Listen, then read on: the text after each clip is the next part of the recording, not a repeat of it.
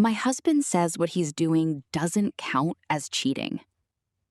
I began to suspect that something was wrong when my husband started napping all the time. At first, I thought that he was sneaking out at night to meet another woman. I hated to jump straight to infidelity, but Jerry had barely. So then I began to worry that Jerry was sick. Clearly, something was causing him to be fatigued. It wasn't until I threatened to drag him to the hospital that he told me what was really going on. I'm sorry, I interjected. You're doing what? Reliving the past, Jerry smiled. I was flabbergasted. You're going to have to explain it to me one more time. Jerry took off the terribly ugly necklace that he'd been wearing for the past few weeks. He told me that he purchased it at that new store downtown.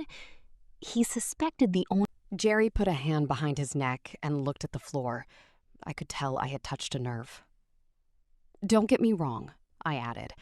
There are times where I miss the folly of youth, but I would much rather enjoy life as I am now. Jerry took a deep breath and said, I miss how things used to be in our marriage. That hit like a punch in the gut. Excuse me?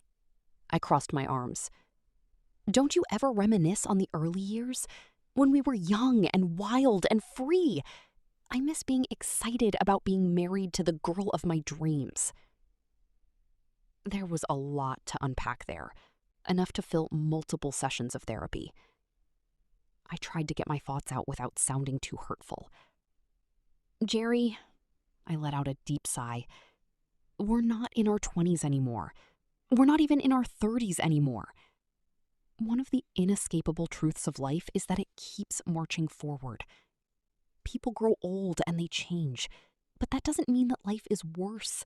It's just different. Nobody's life is perfect forever. Mine can be. Over the next few weeks, I began to see even less of Jerry. He started calling in sick to work so that he could spend more time in the past. I tried to change. I tried my hardest to become the woman he remembers so fondly, but I could never be anything more than an imitation of the past. I decided that I needed to take a more drastic approach. A small bell chimed as I walked through the entrance to Edith's Emporium. The store was full of all manner of oddities, and sitting at the counter was the oldest woman I had ever seen. Her curly white hair reminded me of a used mop and covered her face so entirely that only her crooked yellow smile peeked out. I had come here with a plan A and a plan B, but no matter what, I was going to get my life back. "Hello," I said. "I was worried about that," I muttered, switching to plan B. "Then there's something else I need.